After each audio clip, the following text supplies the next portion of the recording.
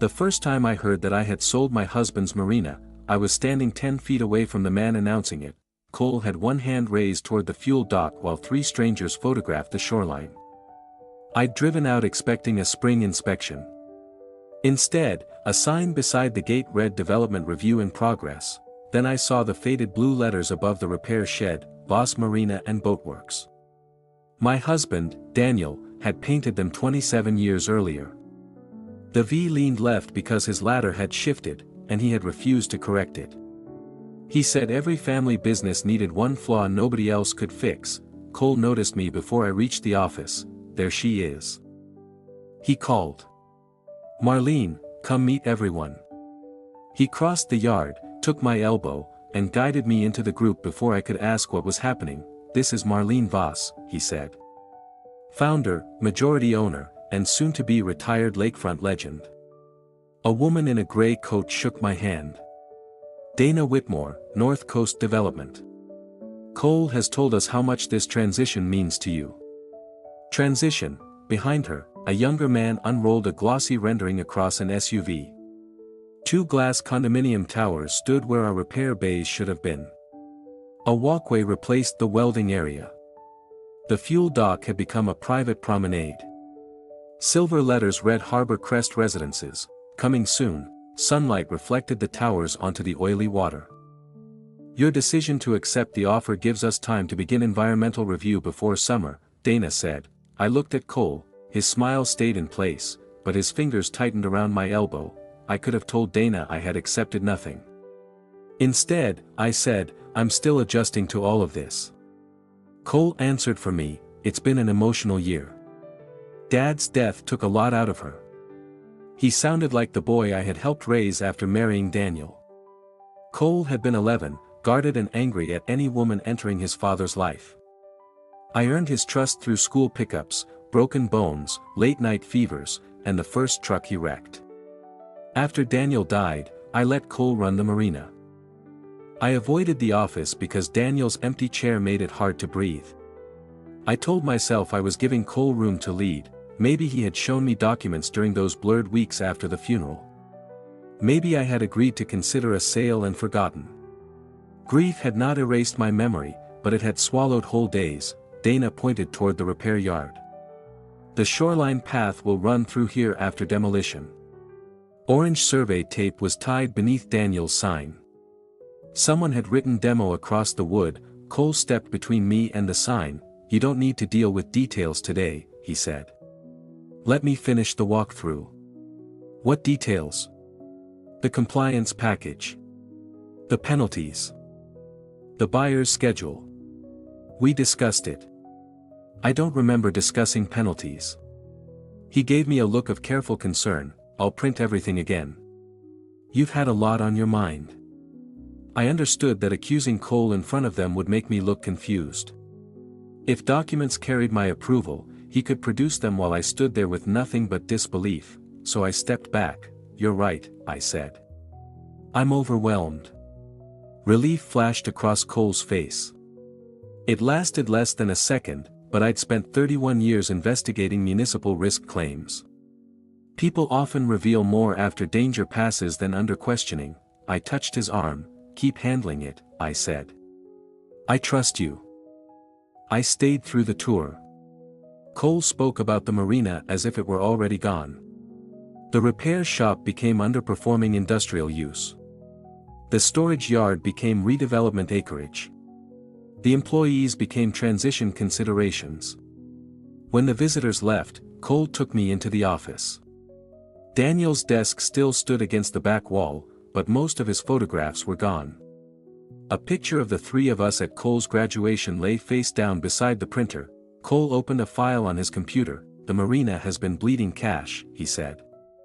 The environmental exposure alone could bury us. He turned the screen toward me. A digital authorization filled the monitor. My name appeared at the bottom in a clean, dark signature. Above it, a paragraph approved negotiations with North Coast Development and authorized Cole to manage the sale. The signature looked exactly like mine.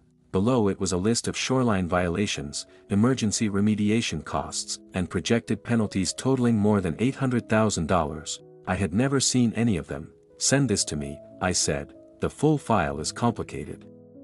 "Then send the simple part." He studied my face.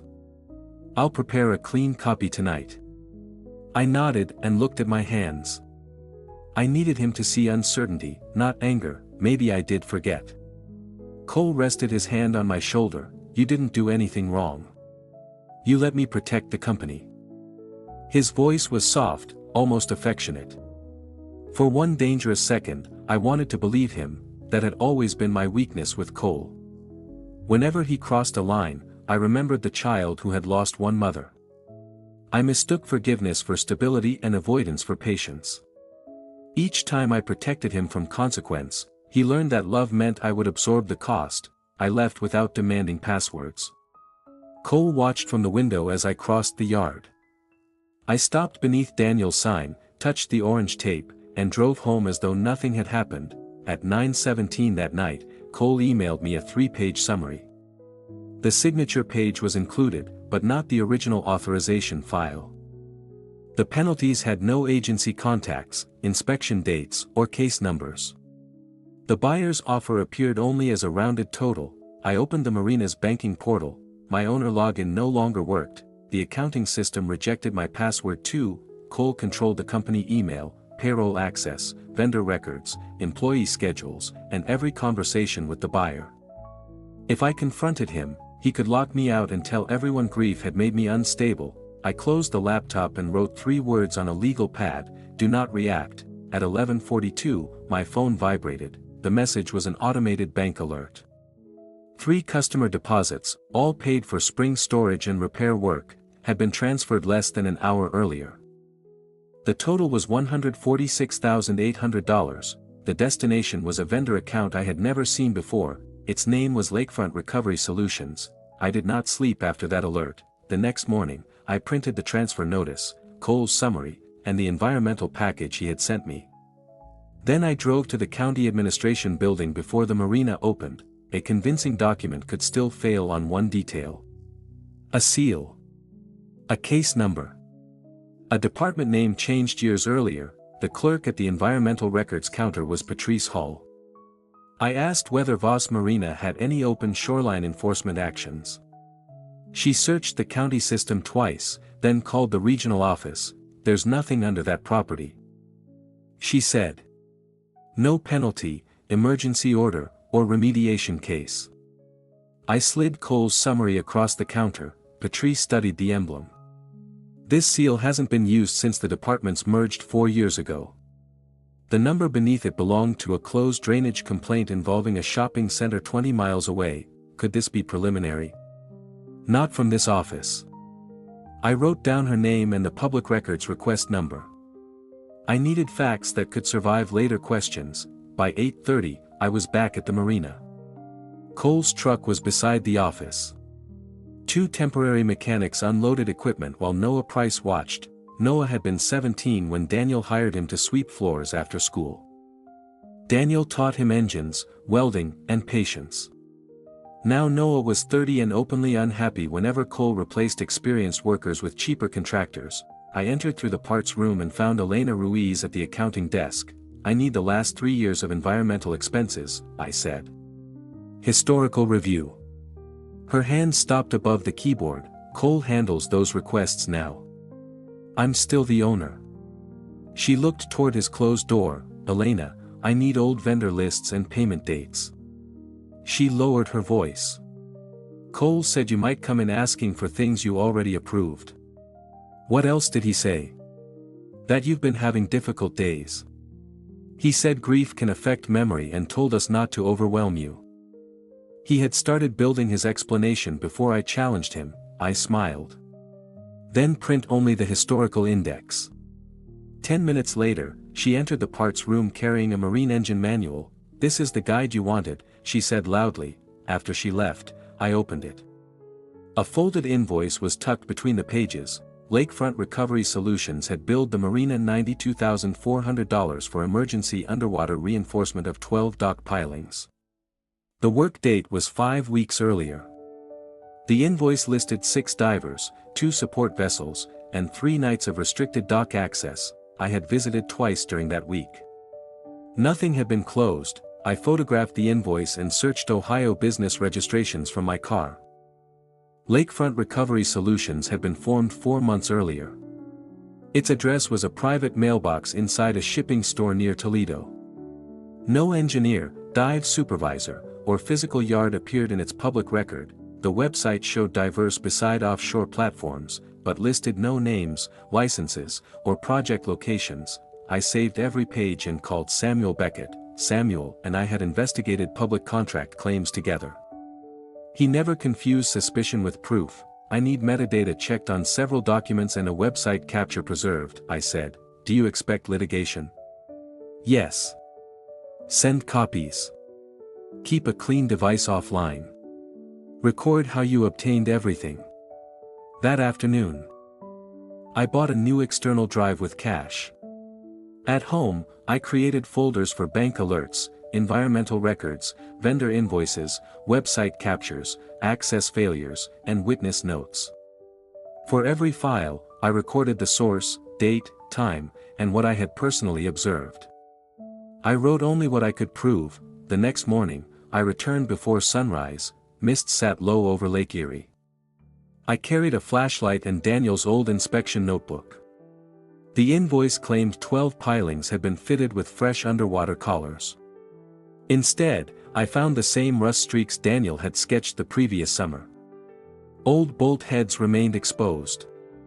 Algae around the waterline was unbroken. A $92,000 repair should have left fresh metal. New welds, scraped growth, or equipment marks. There was nothing. I photographed each piling beside Daniel's dated sketches. You looking for ghosts? Noah stood behind me holding coffee. I'm looking for repair work. Did a commercial dive crew come here 5 weeks ago? His expression closed. Ask Cole. I'm asking you. I don't want trouble, Marlene. Neither do I. That didn't stop you from disappearing after Daniel died. The words hurt because they were true. I thought Cole needed authority. We needed an owner. I showed him the work date and description on the invoice, keeping the amount covered. Noah read it twice. No divers came here. Cole closed Pier C for half a day because an insurance photographer visited. That's all. Could they have worked overnight? We would have found rigging marks. The power pedestals record overnight draw. Dive compressors would show. I had not known to seek that detail. Noah walked away.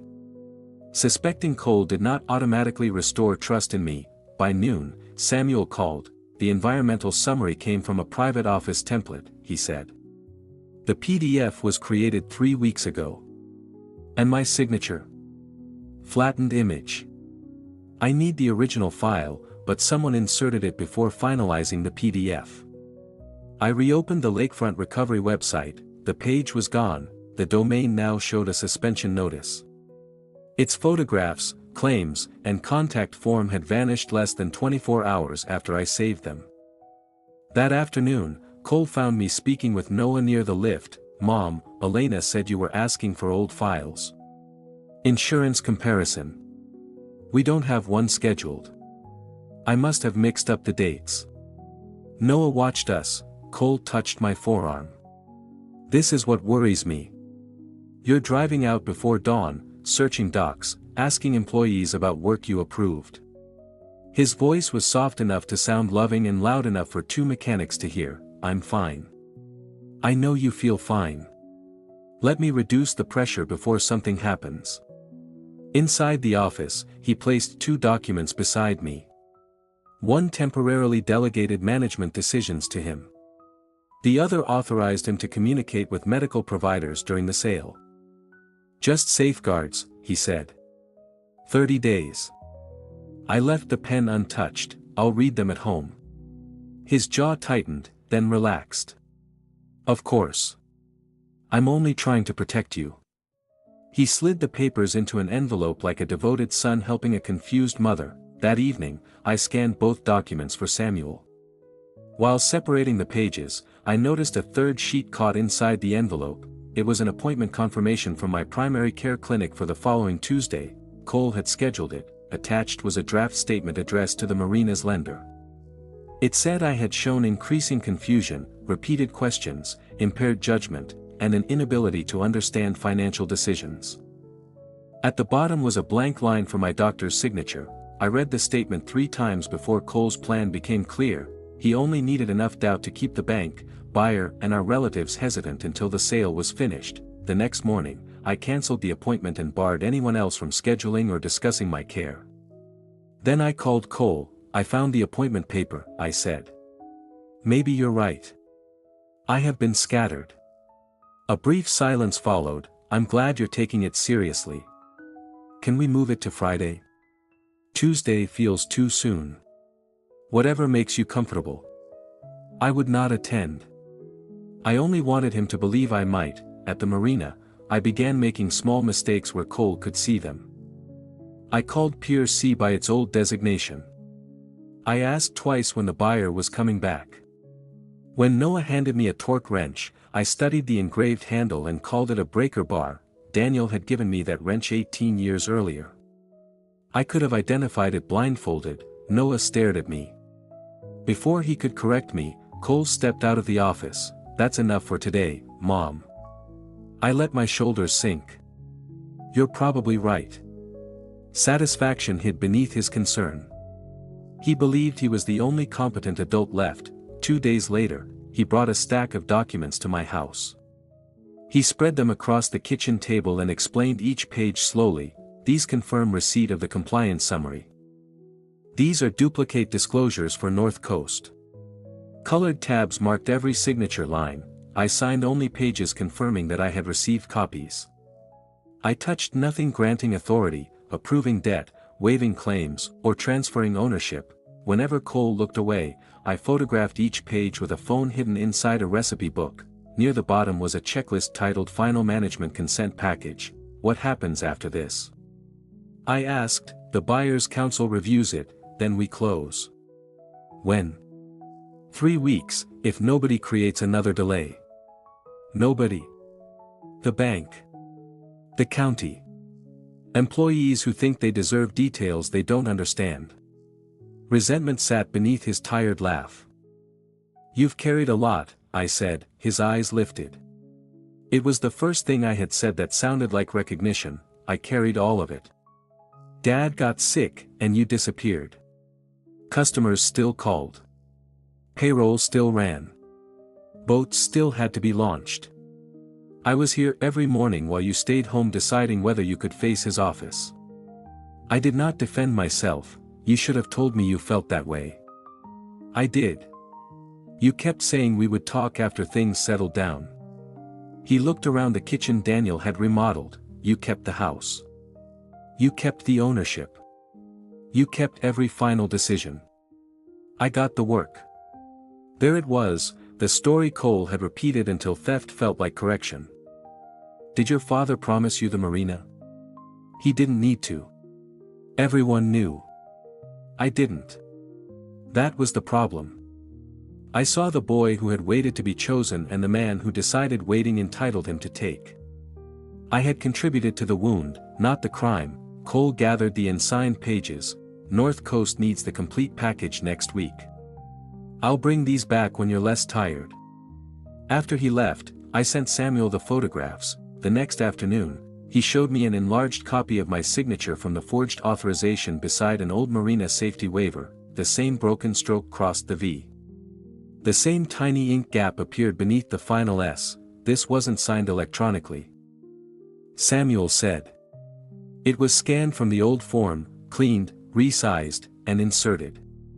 A scanner made a slow mechanical pass as he demonstrated. Its ordinary sound made the fraud feel worse. Can you prove who did it? Not yet. I can prove the image predates the authorization. To identify who used it, we need the original file, device records, or access logs. I signed a formal notice revoking Cole's authority to open credit, pledge company assets, or create new debt. Samuel notarized it, and we delivered it to the bank's fraud officer. She placed the restriction in the internal file without notifying Cole, provided normal payroll and operating payments continued. Cole still controlled the visible accounts. staff, and buyer relationship. But now there was a locked door inside the system that he did not know existed. That evening, I visited Leah. She welcomed me with paint samples and a tablet full of real estate listings. Cole said, "You're finally comfortable with the sale."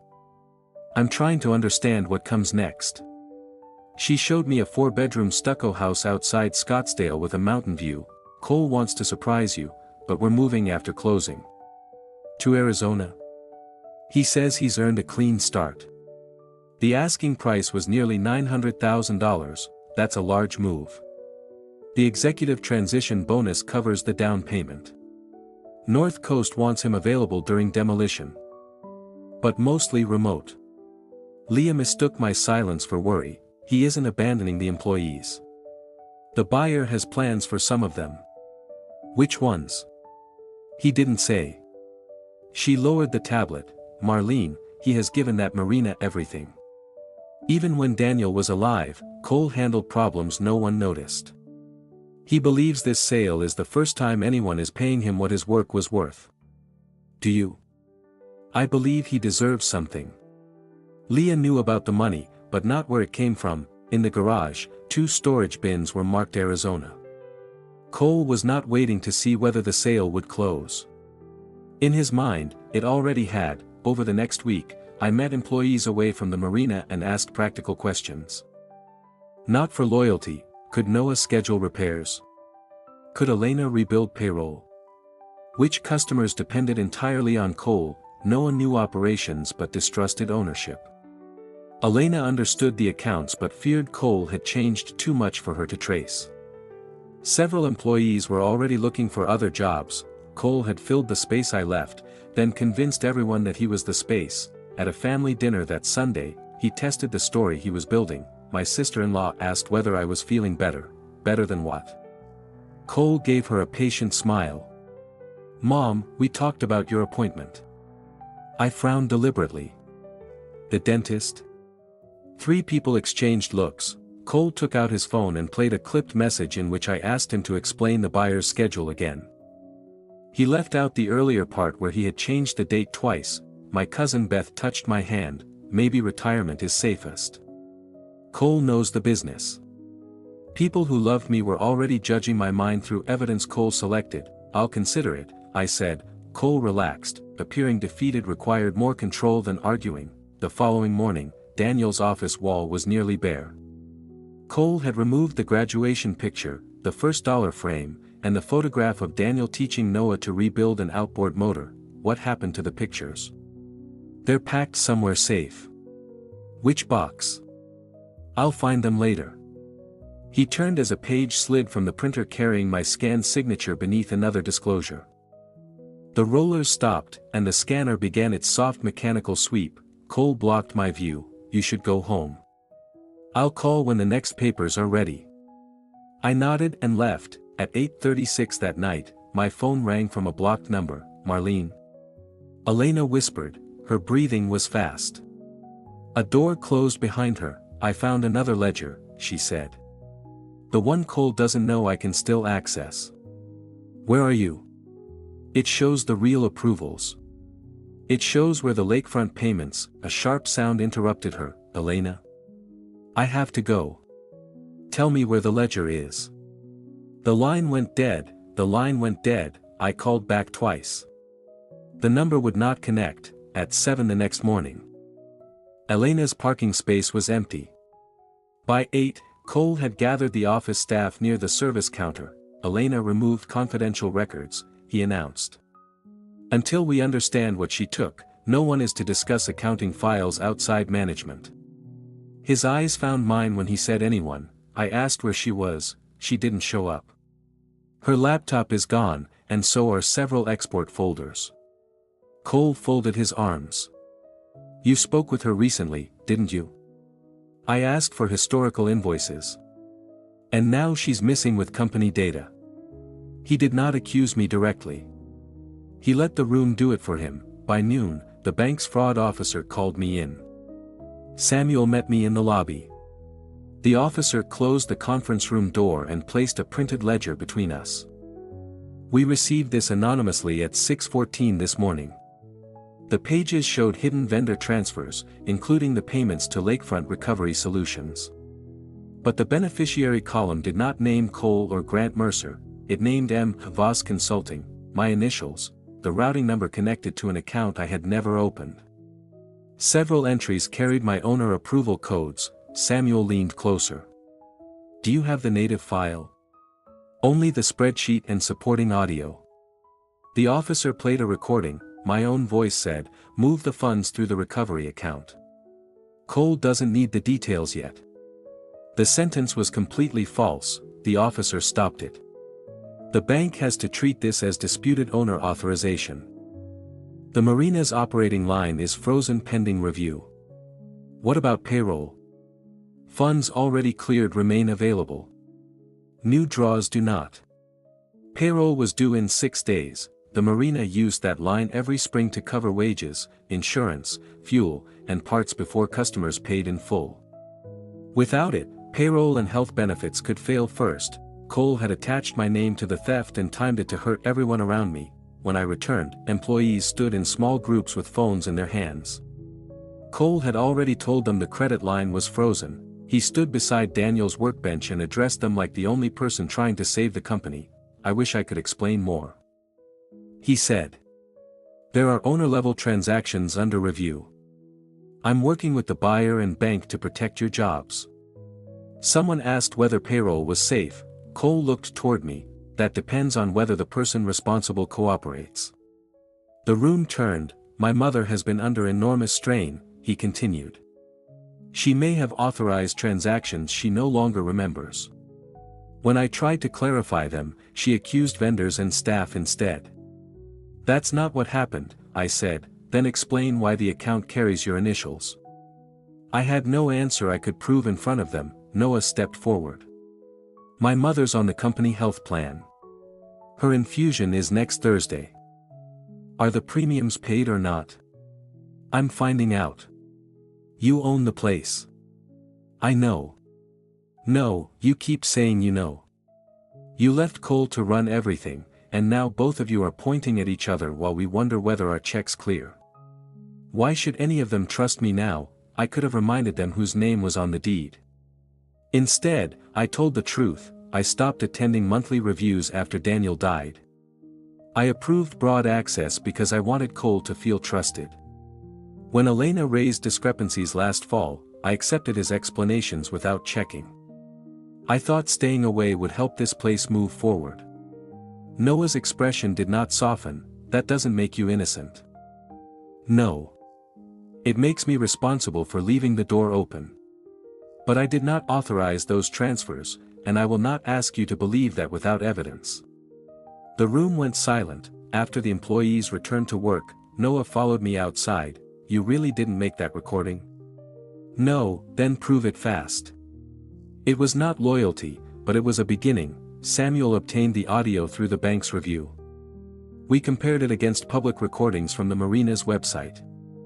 Daniel and I had filmed safety videos years earlier. On Samuel's monitor, the false sentence appeared as a blue waveform.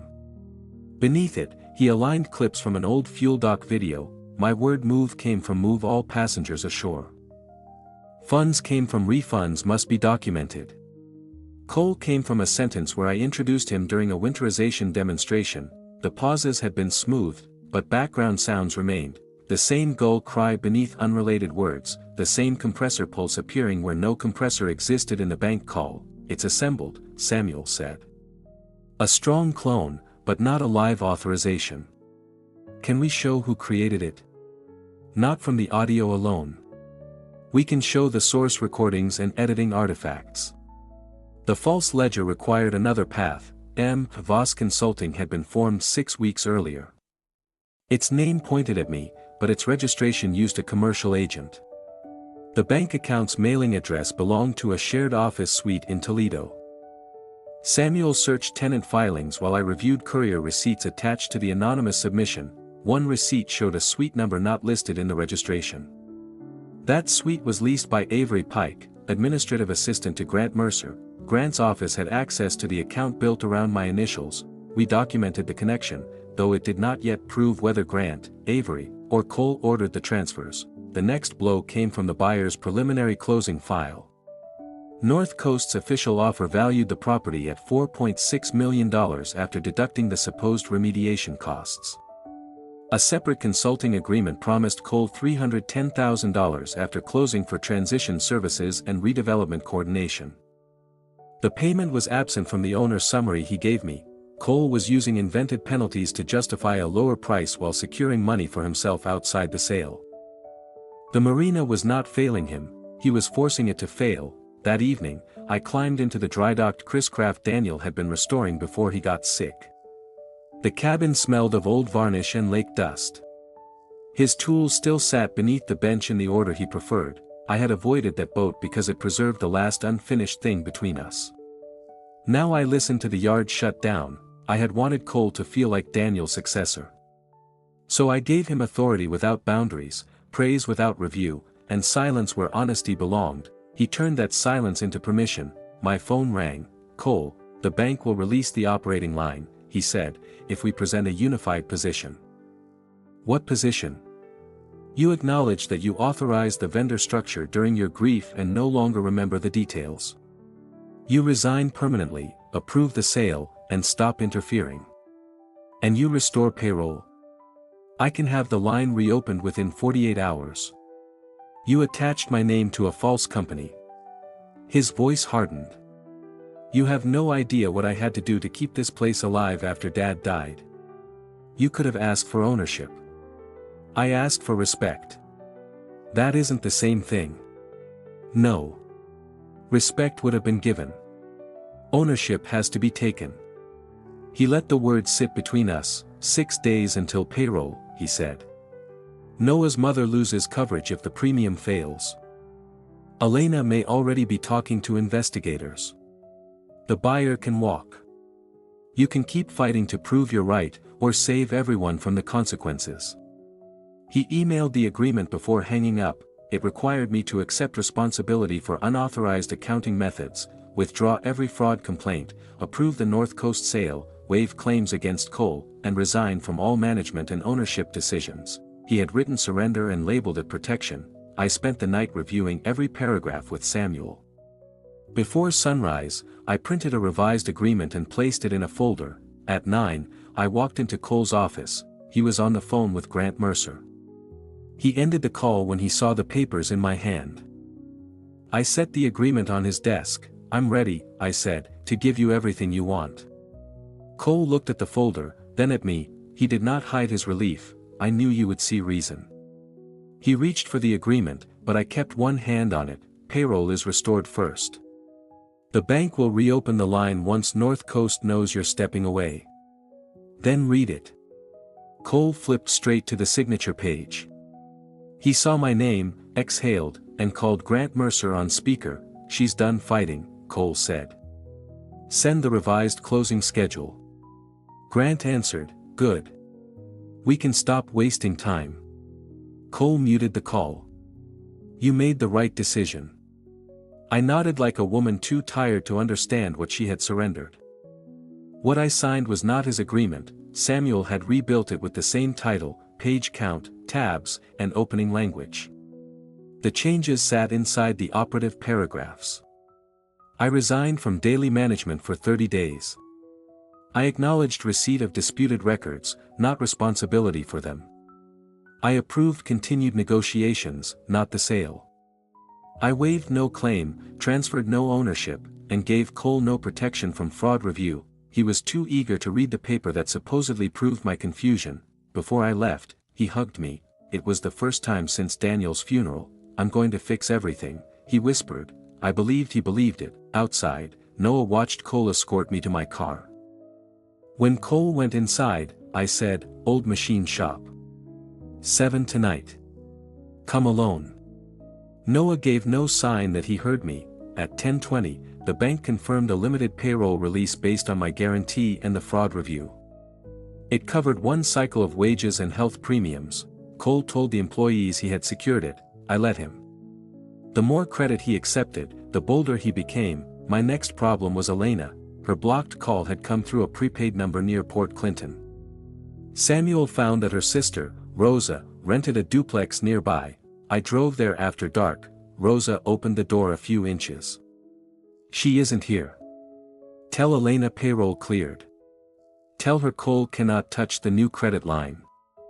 A shadow moved behind the hall wall. Elena, I'm not asking you to save me. I'm asking you to protect what you found. The door closed. I waited in my car. 20 minutes later, Elena came out wearing a hooded sweatshirt and carrying her laptop inside a grocery bag. She got into the passenger seat.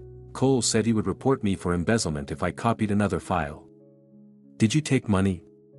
No, then we document what you took and why.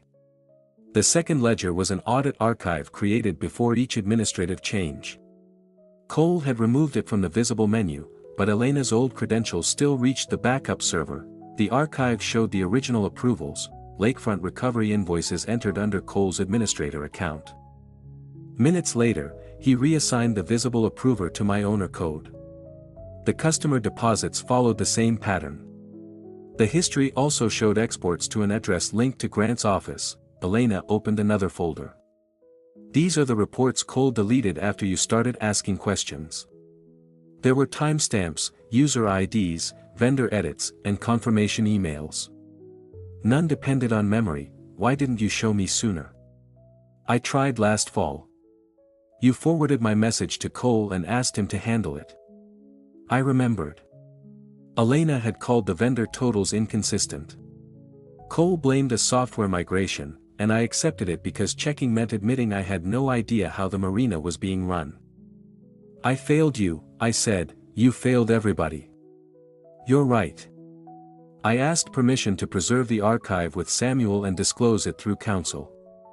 Elena agreed after he prepared a statement explaining her access and protecting the original device. At 7, 8 employees entered the old machine shop one at a time. Noah came last and locked the side door. Daniel's scarred workbench stood beneath dead lights. The people Cole called transition considerations gathered around it. I placed the payroll confirmation on the bench. Your checks and benefits are safe for this cycle. After that, the Marina needs financing, stable management, and customers who believe we will remain open. A welder named Ben asked, even if you stop the sale, why should we stay under another owner who disappears? You shouldn't. I explained that an employee trust could purchase controlling interest over time.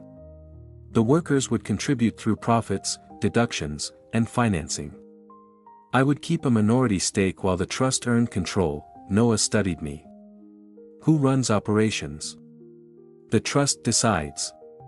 Not you. No, and not Cole.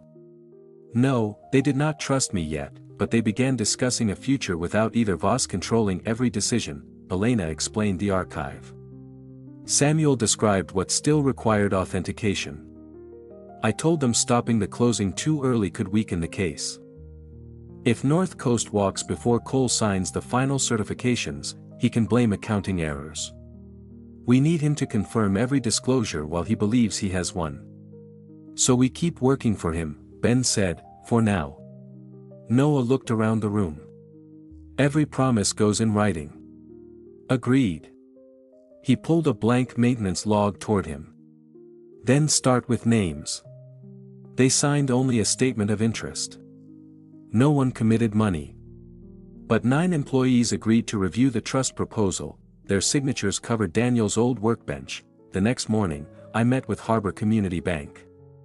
It would consider short-term financing if I pledged collateral, produced clean records, and replaced the disputed management structure after closing. My available collateral was the house Daniel and I had paid off. The loan officer placed the appraisal beside the application. If the Marina cannot recover, your home is exposed. I understand. Fraud recovery could take years. I understand that too.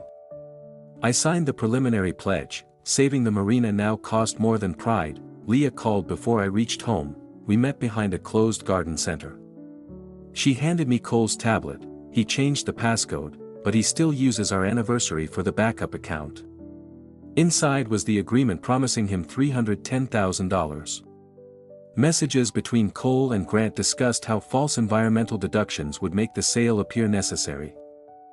One message read, "Once she signs the incapacity statement, title will stop asking owner questions, Leah pressed both hands against her stomach. He told me the money was a bonus. You wanted to believe him. So did you. She was right, why bring this now? Because our daughter asked why her father was calling grandma sick when you sounded fine. And because Cole moved money from her college account to pay the Arizona house deposit. Leah was protecting herself and her child. I copied the tablet under Samuel's supervision and returned it. You may be asked why you stayed quiet. I know. Helping now won't erase that. I know that too. By week's end, we had a plan. Not a victory. Elena's archive connected Cole to the invoices. Leah's tablet showed the concealed payment. Samuel had authenticated the forged signature and cloned voice. The employees had formed a steering committee. Harbor Community Bank had issued a conditional term sheet backed partly by my house. I scheduled evidence packets for North Coast's counsel, the Marina's lender, the title insurer, and the county fraud unit on closing morning. Nothing would be released before Cole signed the final disclosure certifications. Timing was our last protection. At 4:15 Friday afternoon, every employee received the same email from Cole. The closing had been moved forward by 48 hours. Security would control the property beginning Monday morning. My name, Elena's, Noah's, and 6 other employees appeared on a restricted entry list.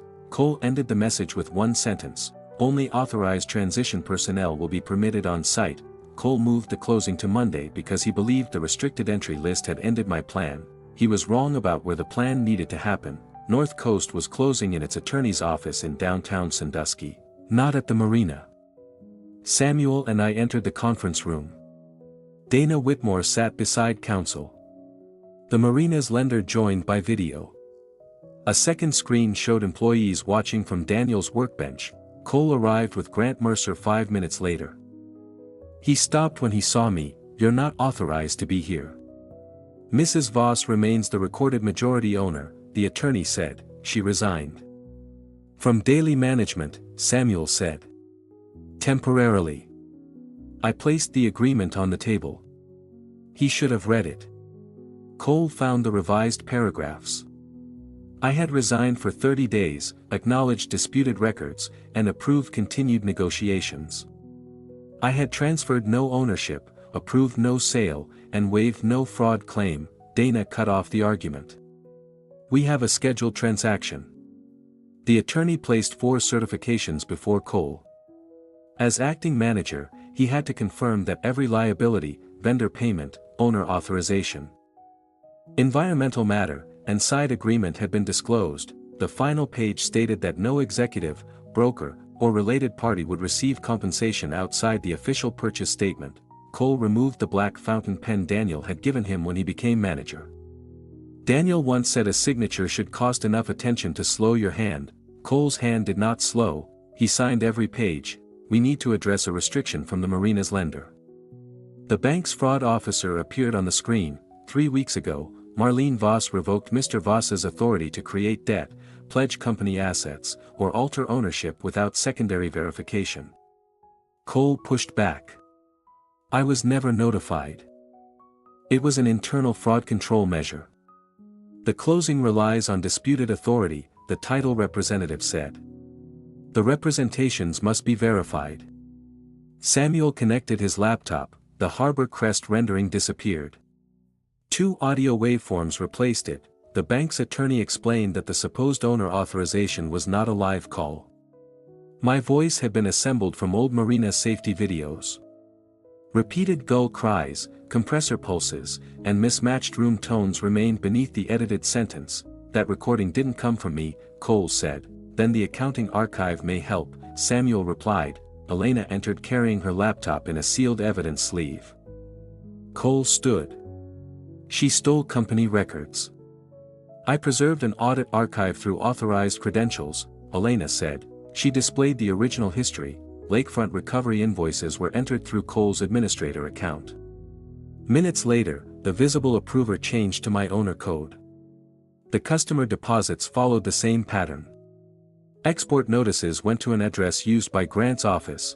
You could have changed this, Cole said. The server host preserved independent timestamps, Samuel replied. The buyer's counsel verified them this morning. On the repair floor screen, nobody moved.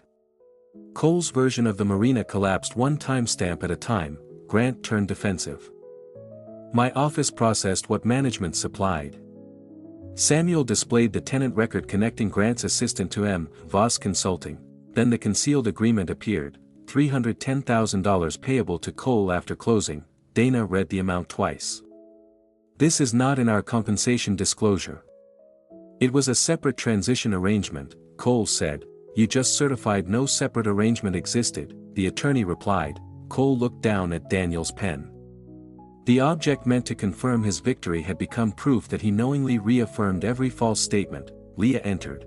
Cole stared at her. What are you doing here? Correcting what I helped ignore. She confirmed the tablet messages and agreement belonged to Cole's backup account. He had called the payment a bonus and planned to use it for their Arizona home. You searched my private files.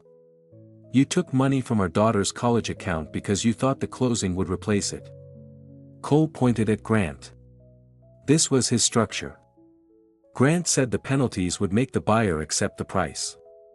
His office created the vendor accounts. The buyer's attorney touched Cole's certification. You just admitted that you knew the environmental deductions were influencing the sale. Cole realized too late what he had said. Dana removed the redevelopment rendering from her folder. North Coast is withdrawing and referring this transaction to fraud counsel. We will preserve every communication received from Mr. Mercer and Mr. Voss. Grant demanded separate counsel and left under instructions not to destroy documents. No one in the room defended him. Cole remained seated. You planned this, he said to me. I documented it. I ran that place while you hid in your house. I met customers at midnight, covered shifts, and kept everyone working while you walked into the office twice in a year and still called yourself the owner. You did carry it. You deserved compensation, limited authority, and an honest conversation about succession. I should have given you all three. Then why didn't you? Because I was grieving and afraid that asking questions would sound like distrust. He laughed bitterly.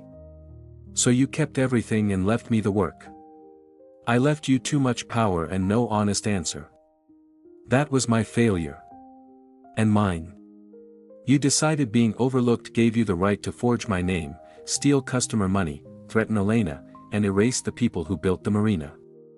I was saving Dad's business. You were selling it below value and paying yourself in secret. You would never have given it to me. You had the right to leave, demand a contract, negotiate ownership, or challenge me legally. You did not have the right to manufacture a crisis and call theft an inheritance. You think reopening payroll fixes this? The deposits are gone. Which deposits? The fraud officer asked. Lakefront Recovery was only the first account. Grant moved customer money through two other entities. One is outside the bank's immediate reach. The missing amount was later confirmed at $284,000 beyond the funds already frozen. The bank agreed to restore controlled access for payroll, insurance, fuel, and customer repairs. Recovering the diverted deposits would require civil claims and a criminal investigation.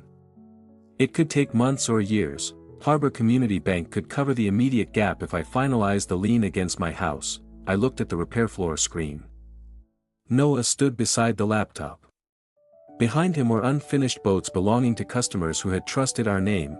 Finalize it, I said. My retirement was exposed, but wages, benefits, and repairs would continue while the money was pursued. Cole shook his head. You'll risk your house for employees who blamed you last week. I'm risking it for a business I neglected and a promise I intend to put in writing. Cole was not arrested. A complicated fraud case would not be resolved in one conference room. He was notified that his management access had been terminated. His devices and records had to be preserved. Civil claims, restitution demands, and evidence referrals would follow. As security escorted him toward the elevator, he stopped beside me. Dad would hate you for this. Your father would hate what both of us allowed this place to become. The elevator doors closed. On the screen, the employees remained around Daniel's workbench. Noah asked, what happens now? I removed the employee trust ownership agreement from my briefcase. Stopping the sale was only half the plan. I placed it where Cole's certifications had been. Now we decide who the Marina belongs to next. 6 months after the closing collapsed, the Marina opened for summer under a name that had never appeared in Cole's plans. The old Voss Marina and Boatworks sign still hung above the repair shed. The orange demolition tape was gone. Noah and Ben had repaired the rot and repainted Daniel's uneven blue letters without straightening the V. Noah said the flaw belonged there. The criminal case moved slowly through bank records, vendor registrations, deleted messages, and the accounts tied to Grant Mercer's office. Grant blamed Cole. Cole blamed Grant. The prosecutor eventually offered Cole a negotiated resolution. He agreed to plead to fraud-related charges, accept restitution, surrender any claim against the Marina, and cooperate against Grant. Probation remained possible, with harsher consequences if he lied or violated the agreement. There was no dramatic moment when every stolen dollar returned. Some funds had been frozen. Insurance covered a limited portion. Civil recovery continued, while nearly a third of the missing customer money remained tied up in litigation. My house stayed pledged to Harbor Community Bank. The payment made my retirement less comfortable than Daniel and I had planned. I sold the newer car and delayed replacing the roof, but payroll cleared. The health plan remained active. Every unfinished boat was repaired or returned with a documented refund schedule. Trust returned more slowly than money. The employee trust did not receive the Marina as a gift. Harbor Community Bank financed part of the purchase. The workers contributed through future profits and payroll investments. The trust signed a 12-year agreement to buy 58% of the company from me. I kept 32%. The remaining interest was reserved for future employees. My shares carried one protected vote. No one could sell the waterfront, close the repair yard, or convert the property to residential development without my approval while I was alive. Noah objected. You said you were giving up control. I'm giving up operations. I'm not giving anyone another chance to erase this place in one meeting. One vote, he said. Only for the land. Only for the land. The employees elected Noah operations lead. He refused the title of president and kept his locker in the repair shop. Elena became compliance director, with authority to report directly to the trust board and lender. No single person could approve a vendor, release payment, and edit the ledger again. Every safeguard existed because I had once believed trust made safeguards unnecessary. The first trust meeting took place around Daniel's scarred workbench. I apologized without asking anyone to forgive me. I treated family loyalty as a substitute for oversight. You paid for that mistake before I did. Ben asked what would prevent me from disappearing again. The agreement, I said. And the fact that you no longer need my permission to run your own work. Leah filed for divorce before Cole entered his plea. She returned the Arizona deposit and moved what remained of their daughter's college money into an account Cole could not access.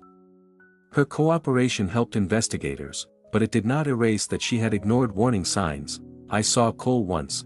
We met in a county attorney's conference room after he signed the restitution agreement. No glass partition. Just a square table, 2 paper cups, and a lawyer outside. Cole looked older than he had at the closing. Not broken. Not transformed. Simply smaller without the Marina behind him. He noticed Daniel's brass key on my ring. You still carry that? Yes. Does it open anything? The old office door. For several minutes, neither of us spoke. Then he asked, before all this, were you ever going to leave me anything? Yes. His eyes lifted. Your father and I discussed transferring management shares to you gradually. After he died, I intended to offer you a path to controlling interest if you met financial and governance requirements. When? I kept postponing it. Because you didn't trust me. Because I feared the argument. You believed the Marina was already yours. I thought delaying the conversation would keep the family together. Cole laughed without humor. So you were going to give it to me, but you never told me. I was going to make you earn control through a legal transfer. That is not the same as giving you the property. You could have said something. Yes. The admission did not excuse him, and it did not excuse me. If I had demanded the shares, would you have signed them over? I don't know. I might have resisted. You might have left. We might have fought for a year. Instead, you waited until I took it. No. I stayed silent, and you decided silence was permission. His face hardened. You always need the last word. I came to give you the truth, not a last word. He asked whether I hated him. No, that answer seemed to anger him more than hatred would have. I don't trust you, I continued. I don't forgive what you did. I won't interfere with restitution, and I will not promise we will be a family again. So why come? Because I raised you. And pretending I never loved you would be another lie. When the meeting ended, he did not ask to hug me. I did not offer. Outside, his attorney asked whether reconciliation was possible. Not today. Possibility was not a promise. By August, the Marina had its busiest repair month in 3 years. Profit was modest because the loan, customer repayments, and legal expenses came first. Still, the trust issued its first small profit-sharing checks. Noah handed them out on a Friday afternoon. Ben held his check up. This barely covers groceries for a week. Elena said, "It is the first money this company has paid us for owning it, not just working in it." Nobody joked after that. I cleaned out Daniel's office at the end of the season. I gave Noah the ring holding the gate, fuel dock, service bay, and records room keys. He held it out to me. You sure? No, that's not reassuring. It's honest. I removed the original brass office key and kept it. The rest stayed in his hand. The following spring, I stood near the launch ramp before sunrise while the employees opened the gates. Noah checked the lift schedule. Elena carried the weekly compliance report under one arm. Fresh paint shone on Daniel's sign above them. The Marina was no longer the inheritance Cole expected or the burden I had hidden from. It belonged to people who were paying for it. Working for it, and watching one another closely enough to protect it. I had saved the waterfront, but I had not recovered every dollar. I had protected the employees, but I had not repaired my relationship with the boy I raised. Victory did not return the life we had before. It gave us a future that could survive the truth. For years, I believed protecting family meant absorbing their mistakes quietly. I know better now. Protecting family never meant protecting someone from the truth. It meant refusing to let their worst decision become everyone else's future.